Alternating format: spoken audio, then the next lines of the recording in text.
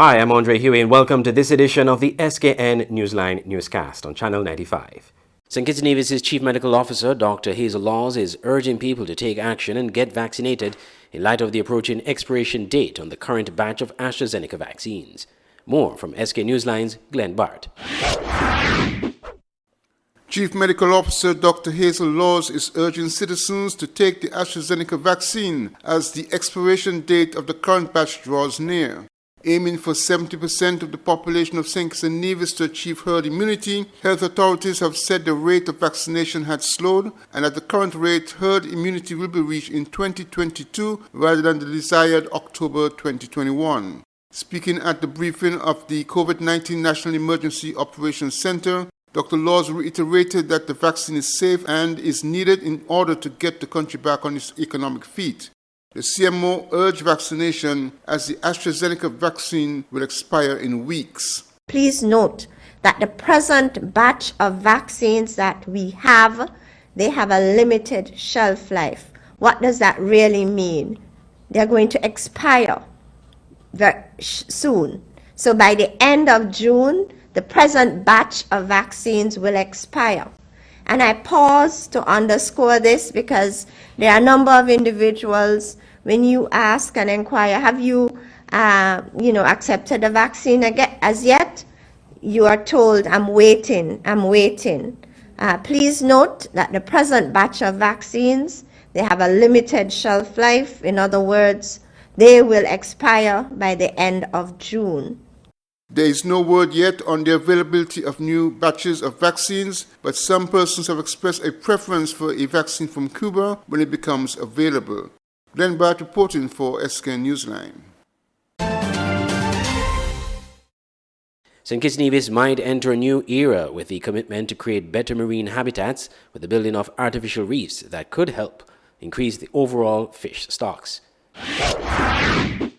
As one method of enhancing food security, the Department of Marine Resources is undertaking training for the development of artificial reefs around St. Kitts Nevis. As the department works to increase the growth of coral with the resulting increase in fish population, the long-term sustainability of the country's fisheries resources is being ensured, according to marine biologist Tricia King of the Department of Marine Resources.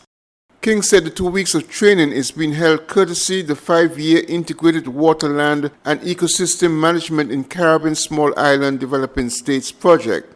The local training is being called More Reef for Coral Restoration. Marine biologist Tricia King talks about the training program. We are going into the More Reef training, and it's actually a new design for an artificial reef. So an artificial reef is a man-made reef. So it serves the same purpose as a naturally occurring reef, where it provides homes for different types of marine life. It also supports the increase of fish stock around the area, and so that way it eventually supports food security as we eat marine creatures. The More Reef design actually has modules, and they can be stacked underwater to create different shapes. These shapes help to increase the ecological optimum design, and also it helps to facilitate more life being surrounding the reef. And the More Reef tagline is actually More Reef, More Life. So you see, we really reached out to the experts in SABRE in order to assist us with this initiative in order to help build reef resilience. Similar reefs have been developed for neighboring island SABRE and off the eastern African coastline of Kenya.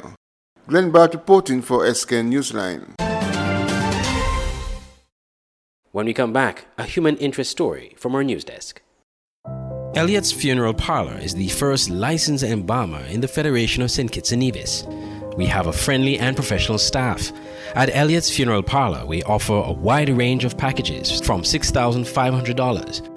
Homegoing service at chapel, locally made caskets, tailoring of outfit for deceased of your choice, wake, overnight with slideshow, funeral, death announcement, obituary, booklets, family pin-ons, memorial books, preparation of funeral arrangements, wreath, fresh and artificial. For further information, call 469-3298, 664-2007, or 660-0186.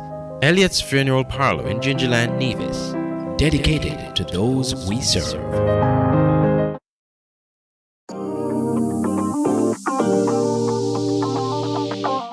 Some veggies for dinner.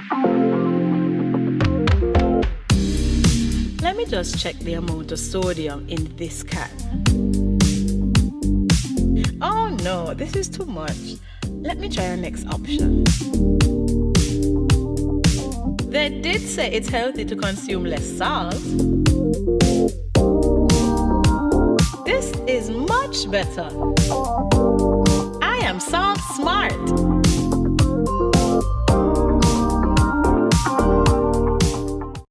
Football is back, and the St. Kitts and Nevis Football Association will be bringing you live football on its website, www.sknfa.com, with Premier League Live.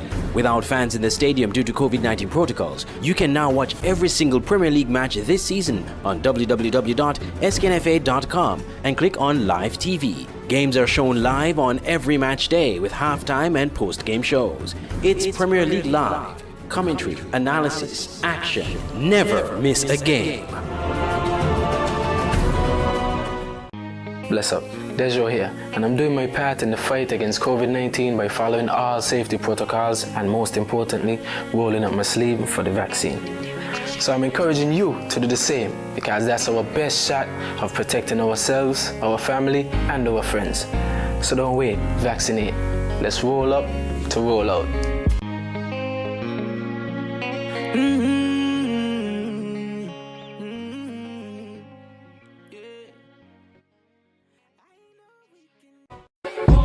Autoplus Car Wash, located on the College Street Gut, Bastyr, St. Kitts. Bring your car to Autoplus Car Wash to remove water stains, wiper marks.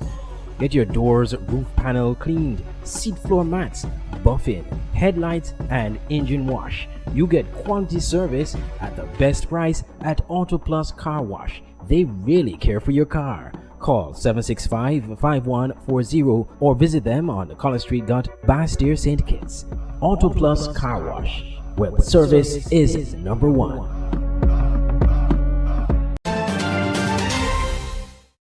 Welcome back.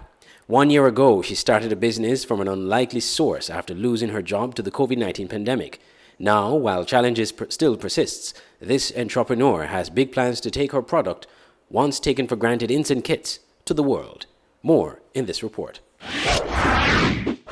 1 year ago, Corinne Smith, a Jamaican national residing in Spooners, lost her job as one of the casualties of the economy to the COVID-19 pandemic. She became creative and started picking castor oil seeds to create her brand of castor oil.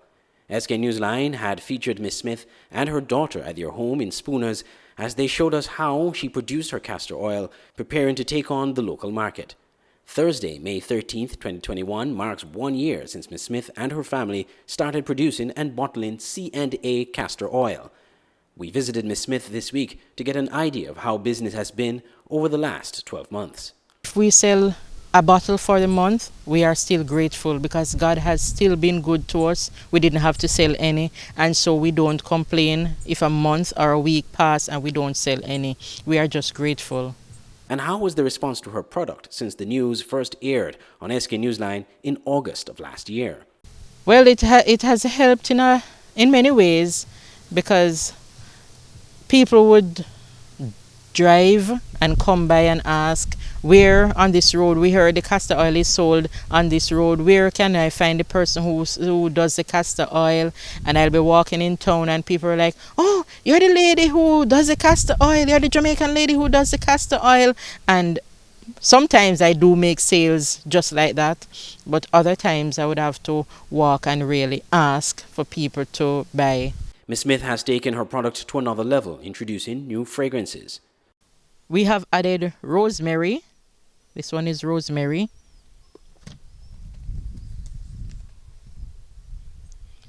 Oregano. Lemongrass. And moringa. Those are the 4 fragrances we have added. Well, the negative feedback, there are few, because most people who knows anything good, it's not really good tasting or smelling, because they in St. Kitts mostly they know castor oil as a bitter punishment, and there are people who would say, well, it's bitter but it's good, and so they will buy it. But for the fragrances, that I recommend those only for the hair and for the skin. She has plans to take on the export market for her castor oil. I can't wait for the export. I have a niece in Virginia.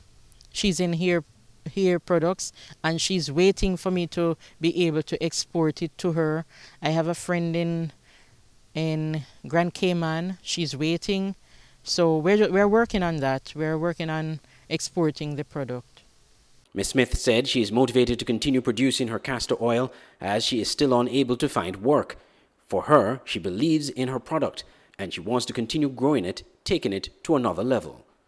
I'm Andre Huey reporting for Skn Newsline. Fishermen in St. Kitts and Nevis are being equipped VHF radio training program held earlier this week by the Department of Marine Resources. The Department of Agriculture, in collaboration with the Food and Agriculture Organization and the St. Kitts and Nevis Coast Guard through the Climate Change Adaptation in the Eastern Caribbean Fisheries Sector project, held a VHF radio training program on May 12th at the Department of Marine Resources. The aim of this training is to ensure the safety and security of local fishermen in their exploits to the sea for the purpose of fishing. Director of the Department of Marine Resources, Dr. Mark Williams, said, quote, "Over the years, we've seen a lot of fluctuations in fish landings here in St. Kitts and Nevis. We see that fishers are putting out more and more gear in the marine space, but the fish landings have not been what they are supposed to be. As we see persons saying that we have 60 fish traps, but we are catching 20 pounds of fish," end quote. He said that because of this, persons are venturing further out to sea in the hopes of accruing more fish, and as a result, taking on a considerable more risk. Other risks highlighted by Dr. Williams include the risk that they may not come back because of adverse weather conditions, or they may have issues with the engine on the boat. He added that fishing itself is ranked as the number 2 most dangerous profession in the world. As a result of this, the Department of Marine Resources has a part to play in terms of ensuring the safety of fishers remains paramount. He said that they want fishers not to worry about their safety at sea as much as this is the reason why they provided this workshop where persons can be trained in VHF radio as a starter. I'm Andre Huey for Skn Newsline. The SKN Newsline website now offers you more news. Log on to www.sknnewsline.com for local, regional, and international news. You can also watch the latest newscast and keep abreast with news in sports, all from sknnewsline.com. That's www.sknnewsline.com. News at your fingertips. You know, it's me, Mr. HE, and I'm here with one message: roll up to roll out. We all know how difficult things have been during this COVID-19 pandemic. While we continue to wash our hands, wear a face mask, and practice social distancing, how about we take it one step further and get vaccinated? Call the nearest health center to find out if you are eligible to be vaccinated. Or you can contact the Ministry of Health at any one of these numbers down below. Don't be discouraged by the negativity. We all have a role to play in protecting this federation. So, St. Kitts and Nevis, let's roll up to roll out.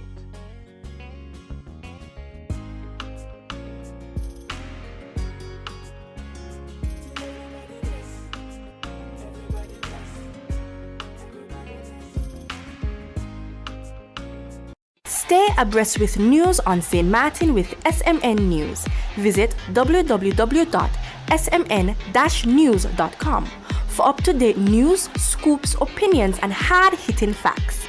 SMN News, we tell it like it is. Visit our website www.smn-news.com.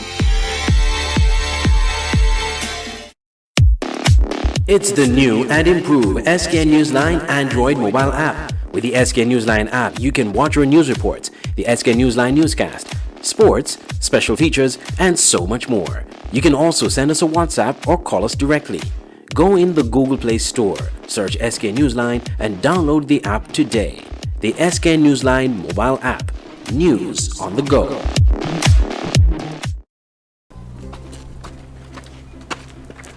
Junior, can get popcorn, please? Don't tell Shane, Dev.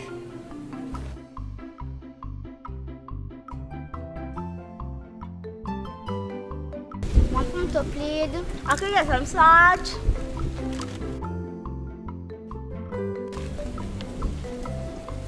More, please.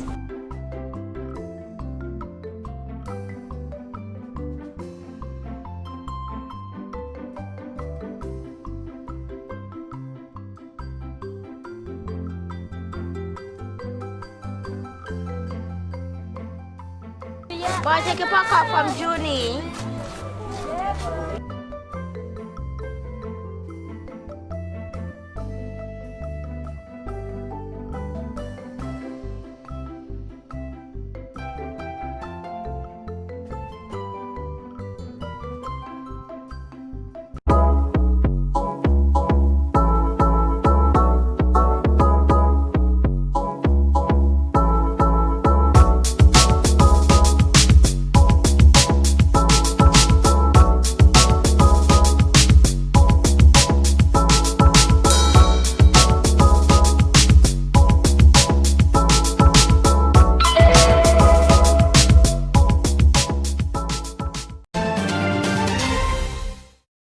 Welcome back. We turn our attentions now to regional news.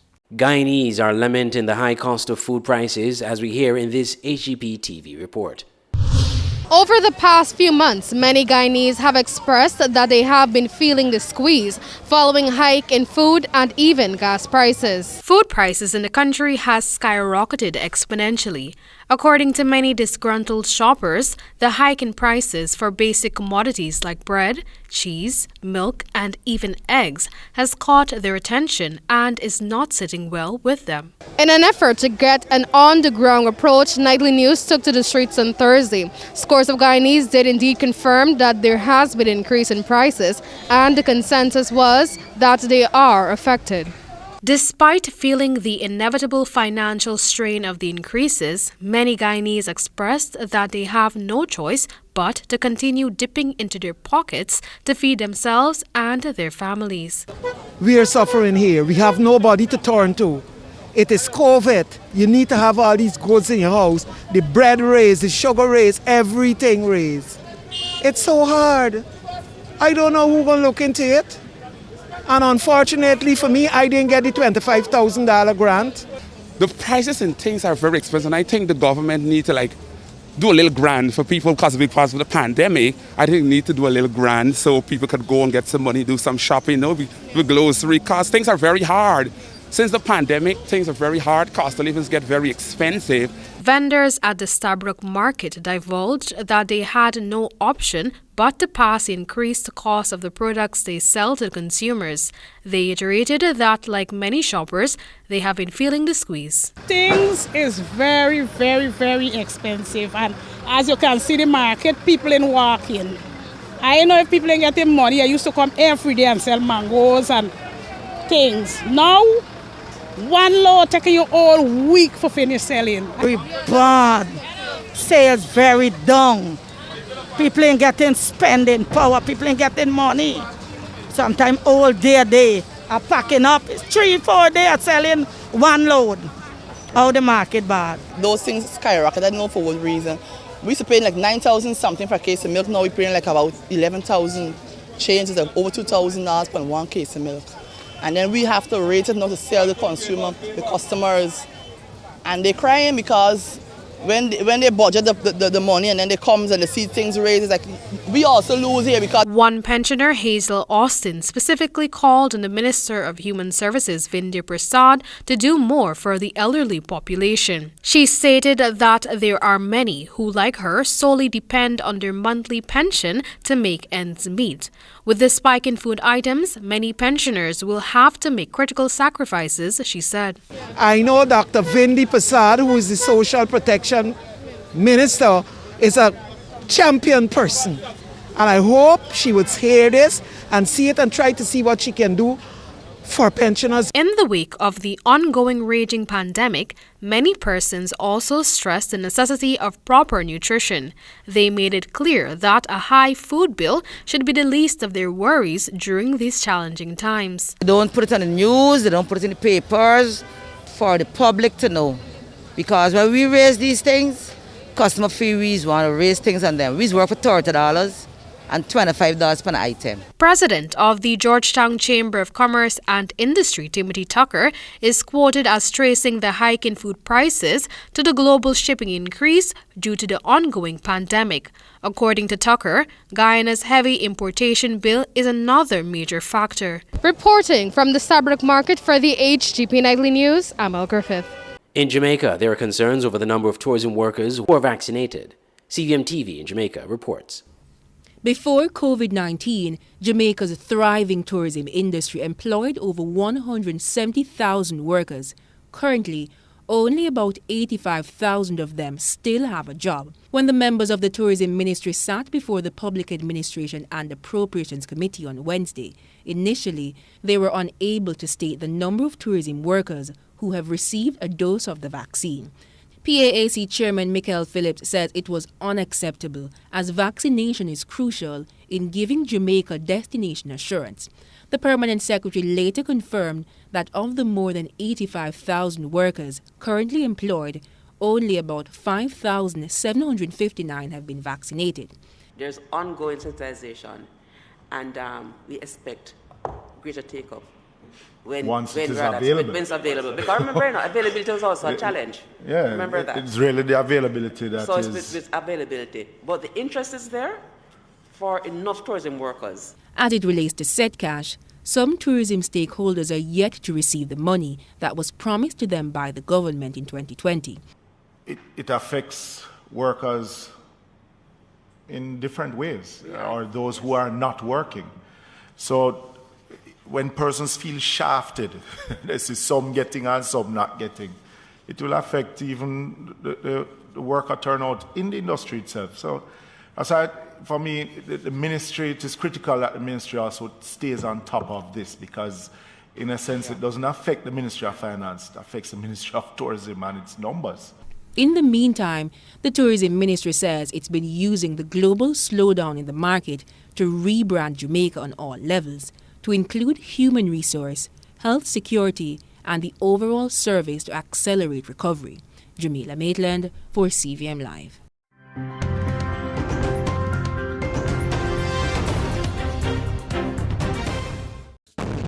After 4 days of deadly violence between the Palestinians and the Israelis, U.S. President Joe Biden is sticking with his calls for both sides to hold their fire.